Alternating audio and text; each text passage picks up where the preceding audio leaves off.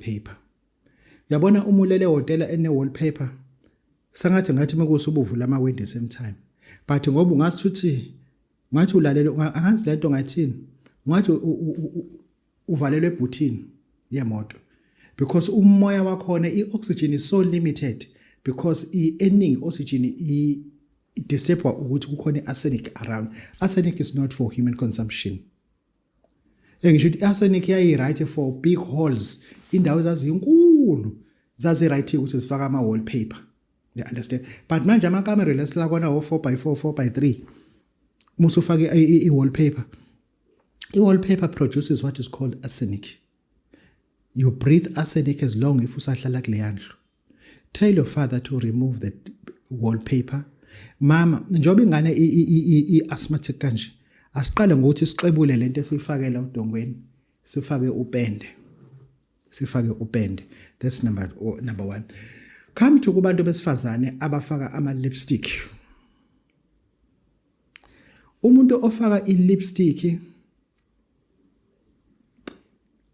kuyafana angazoyibeka kanjani le nto lana. Umuntu ongazi uzogula niselinde usuku le-admission.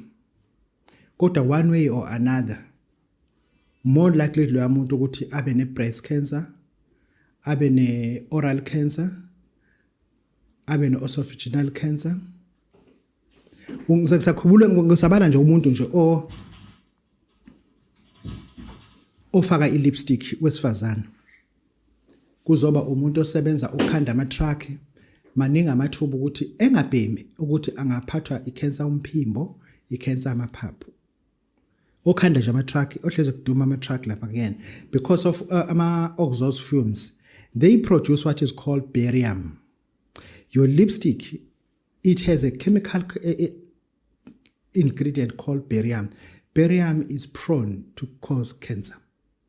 By far, buza abantu abane-cancer amabele iningi labo, they once used lipstick. Your lipstick has barium.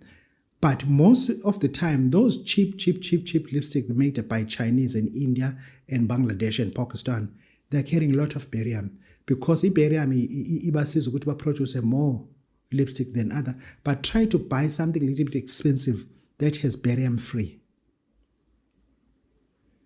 Bantu besifazane, come to cobalt. I-cobalt, it's not made for us actually. It's supposed ukuthi yenze ama-battery, it's supposed to isebenze kwezinye izinto, but today siyithola nasemzimbeni wabantu